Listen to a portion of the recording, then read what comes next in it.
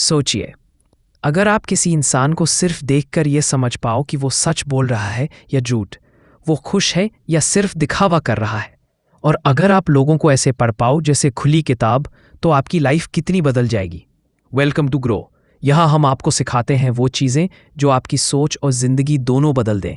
तो भाई, वीडियो को आखिर तक देखना, और अगर आप नए हो चैनल पर तो जल्दी से सब्सक्राइब दबाओ, क्योंकि यहाँ नॉलेज ही पावर है। अब main content, chapter 1, motivation as a behavioural predictor. Patrick King इस पहले चैप्टर में कहते हैं, किसी इंसान को समझने का सबसे आसान तरीका है उसकी मोटिवेशन को समझना। लोग जो करते हैं वो ऐसे ही नहीं करते, हर एक्शन के पीछे कोई कारण छुपा होता है, कोई मोटिवेशन। एग्जाम्पल लीजिए, अगर कोई आदमी बहुत ज्यादा मेहनत करता है, दिन रात काम करता है, तो उसका मोटिवेशन क्या है? हो सकता है पैसे कमाना, हो सकता है नाम और फेम पाना, या हो सकता है अपने फैमिली को बेहतर जिंदगी देना। मतलब सेम एक्शन, लेकिन अलग अलग इंसान के पीछे अलग मोटिवेशन हो सकता है। किंग कहते हैं, अगर आप किसी का मोटिवेशन पकड़ लो तो आप उसका अगला कदम भी प्रिडिक्ट कर सकते हो। जानना पड़ेगा, इस चैप्टर में 2 और कॉन्सेप्ट्स आते हैं, शैडो सेल्फ और इनर चाइल्ड। शैडो सेल्फ मतलब वो पर्सनैलिटी जो हम दुनिया से छुपाते हैं, जैसे कोई बहुत पोलाइट इंसान बाहर से, लेकिन अंदर से गुस्सैल। इनर चाइल्ड मतलब बचपन की ज़रूरतें और डर जो बड़े होने के बाद भी हमारे बिहेवियर को कंट्रोल करते हैं। जैसे कोई बचपन में बहुत इनसिक्योर था, तो बड़ा होकर भी उसे हमेशा दूसरों से अप्रूवल चाहिए होता है। एग्जाम्पल, कोई आदमी बार बार दिखावा करता है, ब्रांडेड कपड़े, गाड़ी, लाइफस्टाइल। असल में ये उसका शैडो सेल्फ है, इनसिक्योरिटी छुपाने का तरीका। और अंदर से उसका इनर चाइल्ड अभी भी डरता है कि लोग उसे एक्सेप्ट नहीं करेंगे। मैस्लोज़ नीड्स पिरामिड। किंग ने मैस्लो की हायरार्की भी समझाई है। मतलब इंसान की बेसिक ज़रूरतों से लेकर सबसे बड़ी एम्बिशन तक सब कुछ एक पिरामिड की तरह है। 10 सर्वाइवल नीड्स, खाना पानी सुरक्षा। 10 सोशल नीड्स, दोस्ती प्यार belonging. 3 esteem needs, respect status. 4 self actualisation, अपनी पूरी क्षमता तक पहुंचना। अगर आप देख लो कि कोई इंसान इस पिरामिड में कहाँ फंसा है, तो आप समझ जाओगे कि उसका हर एक्शन किस लिए है। एग्जाम्पल, अगर कोई सिर्फ पैसों के पीछे भाग रहा है, तो वो अभी भी बेसिक सर्वाइवल जोन में है। अगर कोई दुनिया में नाम और इज्जत चाहता है, वो एस्टीम जोन में है। 10 ईगो डिफेंस मैकेनिज्म्स। और सबसे लास्ट में आते हैं ईगो डिफेंस मैकेनिज्म्स। ये वो तरीके हैं जिनसे इंसान खुद को अनकंफर्टेबल ट्रुथ से बचाता है, जैसे प्रोजेक्शन, अपनी गलती दूसरों पर डाल देना। डिनायल, सच को मानने से इनकार करना। रैशनलाइजेशन, गलत काम का बहाना बनाना। एग्जाम्पल, कोई स्टूडेंट एग्जाम में फेल हो गया और कहता है, मेरे साथ अनफेयर हुआ। असल में ये उसका ईगो डिफेंस है, ताकि उसे अपनी गलती का सामना ना करना पड़े। तो भाई, चैप्टर 1 की सबसे बड़ी सीख ये है, लोगों के बिहेवियर को मत देखो, सिर्फ उसके पीछे की मोटिवेशन को समझो, क्योंकि वही मोटिवेशन है जो असली सच्चाई दिखाती है।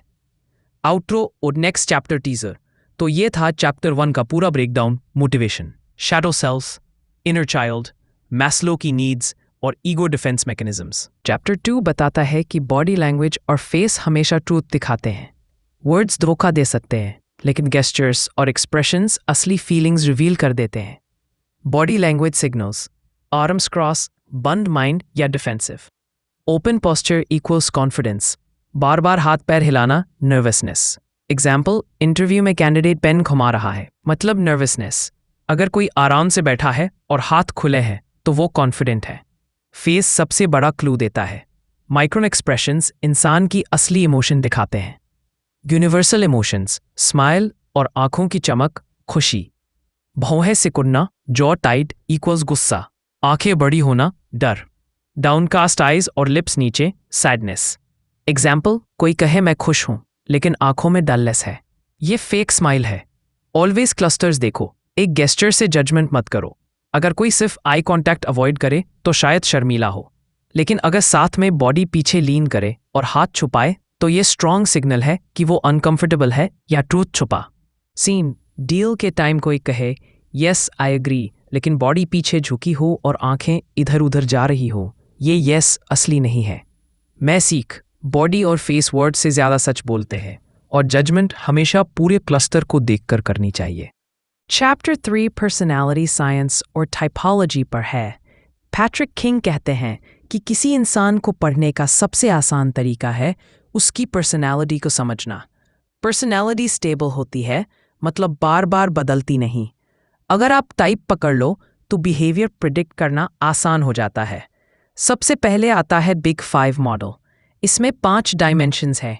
ओपननेस, नया एक्सपीरियंस लेने की इच्छा। कॉन्शियसनेस, डिसिप्लिन और रिस्पॉन्सिबिलिटी।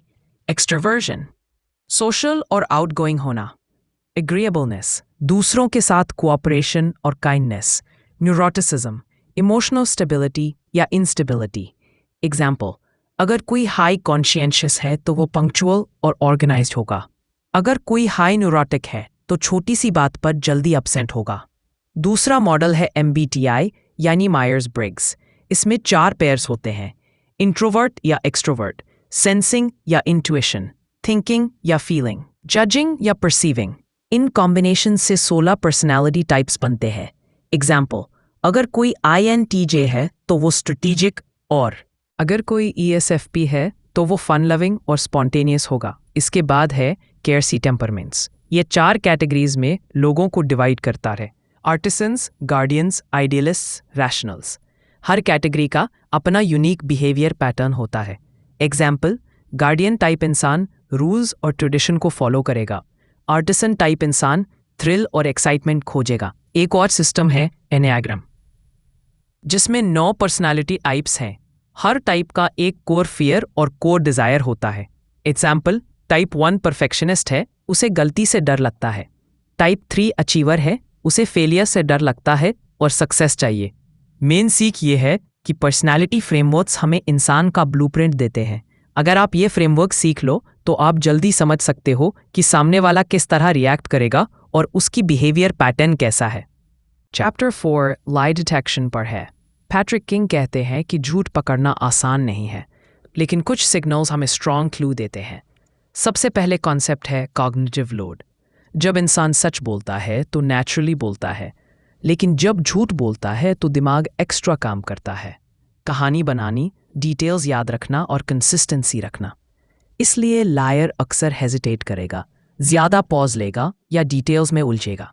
एग्जाम्पल, अगर किसी से सिंपल सवाल पूछो, कल कहाँ थे, सच बोलने वाला सीधा जवाब देगा, लेकिन झूठ बोलने वाला या तो बहुत वेग बोलेगा, बस बाहर था, या बहुत ज्यादा डिटेल्स देगा। 6 बजे गया, वहां ये किया, फिर ये खाया, ताकि बिलीवेबल लगे। बॉडी लैंग्वेज भी क्लू देती है। कॉमन सिग्नल्स, आंख कांटेक्ट अवॉइड करना या बहुत ज्यादा आंखों में देखना, हाथों को छुपाना, बार बार फेस टच करना, बॉडी का रेस्टलेसनेस। लेकिन पैट्रिक किंग वॉर्न करते हैं, सिंगल सिग्नल पर भरोसा मत करो, हमेशा क्लस्टर देखो और कॉन्टेक्स्ट समझो। कॉन्वर्सेशन डायनेमिक्स भी इम्पोर्टेंट है। झूठ बोलने वाला टॉपिक चेंज करने की कोशिश करेगा या फिर क्वेश्चन रिपीट करेगा टाइम लेने के लिए। कभी कभी वॉइस पिच ऊंची हो जाती है या बोलने की स्पीड बदल जाती है।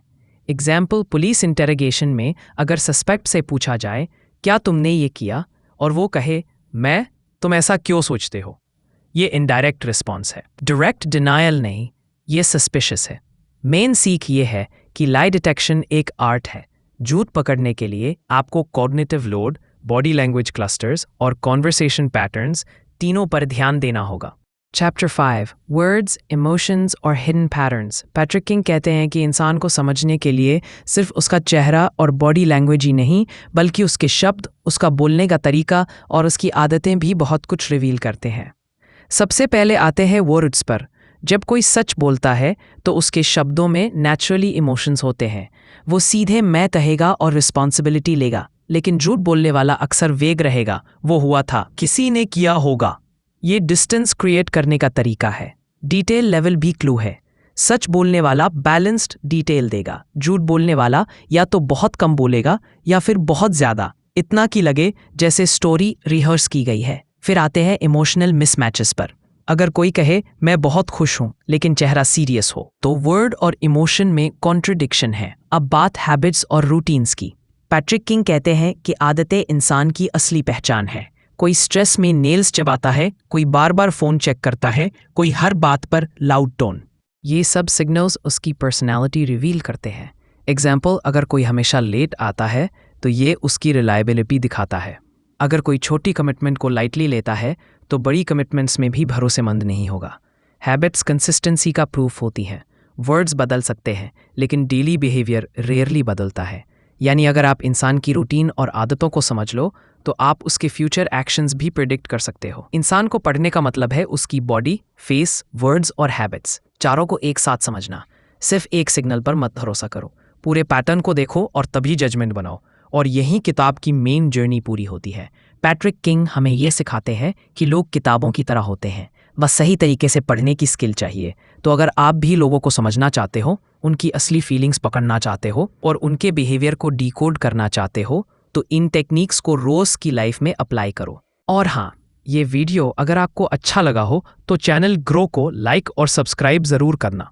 यही मोटिवेशन हमें और ऐसे ही पावरफुल किताबों का ब्रेकडाउन लाने में हेल्प करता है। याद रखो, लोग हमेशा वर्ड्स से सच नहीं बोलते, लेकिन उनका बॉडी, फेस और हैबिट्स कभी झूठ नहीं बोलते।